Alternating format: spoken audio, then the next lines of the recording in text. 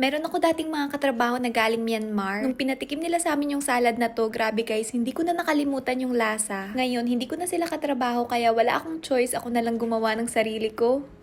Niready ko na yung mga ingredients na hindi ko rin sure kung tama. Meron ako ditong kamatis, natira lang to sa luto ko nung nakaraan. O diba, bawal talaga magsayang sa mahal na mga bilihin ngayon. Nung TITP pa ako dito sa Japan, may mga kawork nga kami na galing Myanmar. In-invite nila kami sa bahay nila para kumain. Tapos yung salad na gustuhan ko talaga. Sakto guys, meron palang Myanmar store na malapit mismo sa apartment namin dito sa Toyama City. Kaya itong nakikita nyong nuts, lahat ng mga Myanmar ingredients na kakailanganin ko para sa salad na to, doon ko nabili. Itong nuts ngayon nagpapabalance ng lasa at mas nagpapasarap. Isa pang ingredient na hindi rin mabibili dito sa Japan na mga supermarket ay itong tea leaves. Teka, ang dami ko ng daldal, hindi ko pa pala nasasabi kung anong pangalan ng salad na gagawin natin ngayon. Paano guys, ang hirap kasing i-pronounce. Bale, ang gagawin nating salad ngayon ay la fette toque, na sa English ay tea leaves salad. Dahil nga tea leaves salad siya, kailangan ng tea leaves. Ito yung ino-open ko ngayon. Hindi ko alam kung meron din tayo neto sa Pilipinas, pero ako first time ko nga lang nakakita neto. Meron ba tayong ganito sa Pilipinas guys? Kasi kung meron, pati nung nuts, please lang, subukan nyo rin gawin yung salad na to. Kahit hindi kayo masyadong mahilig sa gulay, sobrang magugustuhan nyo talaga. Iba't ibang nuts nga yung meron dito. Parang peanut, cashew, green peas, at marami pa. Binuksan ko na rin itong tea leaves. Hindi ko nga sure kung ano yung parang liquid, kung tubig lang ba siya. Kaso nga parang mantika. Kung mantika to, baka hindi ganun ka-healthy yung salad na to. Kasi tignan nyo guys, ang daming mantika. Bali, isinasalin ko na nga ngayon dito sa garapon. Naka-plastic lang kasi siya. Okay din yun para talagang secured kasi syempre itinravel pa to galing Myanmar papunta ditong Japan. Bumili rin ako sa supermarket itong shredded cabbage. Pwede naman yung talagang cabbage na bilhin nyo tapos kayo na lang mag-shred. Pero dito na tayo sa mas mapapadali. Alam nyo naman mga products dito sa Japan, marami ng mga talagang convenient na ihalo-halo na lang. Pero itong tomato, syempre ni-slice ko yan ng sarili. Nako guys, estimate nga lang tong pinagagawa ko dito. Kasi hindi ko naman talaga nakita kung paano yung step by step na paggawa ng salad na to. Basta sinearch ko lang din kung ano yung ingredients. Nagtanong pa nga ako sa nagbebenta sa store. Kaso lang hindi rin naman kami nagkaintindihan. Kaya ang ginawa ko, nag-search na lang ako sa internet. Ayan guys, sana naka-follow kayo. Shredded cabbage, tomatoes, tea leaves, assorted nut, garlic paste, tapos lalagyan din ng lemon. Kapag okay na wala na kayo nakalimutan na ingredients, pwede nyo nang halu-haluin. Gumamit na rin ako ng gloves dito. At kailangan guys, yung pagkakahalo, talagang as in magiging isa sila. Kasi yung bawat ingredients dito magbibigay ng talagang unique na flavor. Katulad nung sa kamatis, yung nuts, yung tea leaves, lahat yun may kanya-kanyang flavor at lasa, diba? Pero kapag pinaghalo sila, grabe, sobrang sarap. Naglagay rin ako dito ng dried garlic. Kasama na din yan dun sa nuts na nabili ko. And tada! Dekita!